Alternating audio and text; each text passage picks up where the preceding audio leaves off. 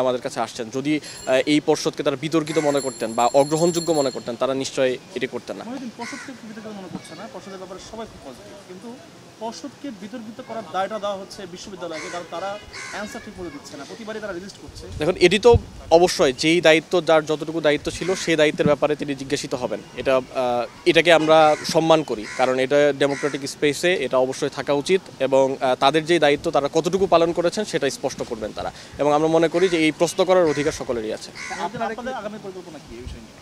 দেখুন, আমরা আমাদের মতো করে কাজ করে যেতে চাই। বিশ্ববিদ্যালয় প্রশাসন যদি স্পষ্ট জবাব দিতে ব্যর্থ হয় আমরাও তাদের কাছে এই জবাব চাইব, কিন্তু আমরা আমাদের যে মূল কাজ অর্থাৎ শিক্ষার্থীরা যে ম্যান্ডেট দিয়ে যে ইশতেহারগুলো আমরা দিয়েছি, যে কাজগুলো আমরা করতে চাই সেই কাজগুলো করা হবে আমাদের মূল ফোকাস সমস্ত বিতর্ক এরিয়া। আপনারা কি প্রশাসন আচরণে সন্তুষ্ট কিনা নির্বাচনের শুরু থেকে শেষ পর্যন্ত? দেখুন, আমরা স্পেসিফিক যে ইস্যুগুলো ছিল সেই ইস্যুগুলো নিয়ে বারবার কথা বলেছি, নির্বাচনের দিনেও কথা বলেছি, এবং নির্বাচনের পরবর্তীতে যে অভিযোগগুলো এসেছে অভিযোগের ব্যাপারে আমাদের ভিপি বলেছেন যে অভিযোগগুলো এসেছে সেগুলো তদন্ত হওয়া উচিত এবং তদন্তের উপর ভিত্তি করে যে ধরনের তদন্ত রিপোর্ট আসবে সেটা পাবলিকলি প্রকাশ করা উচিত। আমরাও মনে করি আমাদের যে স্টেটমেন্ট সেটি ভিপি অলরেডি বলে দিয়েছেন, এবং আমরা মনে করি এটার মাধ্যমে একটা সুন্দর পরিবেশ তৈরি হবে ক্যাম্পাসে। আমি বুঝি নির্মাণের শিল্প, সালাম স্টিল বোঝে ডিউরেবিলিটি। সালাম স্টিল, মোস্ট ডিউরেবল স্টিল।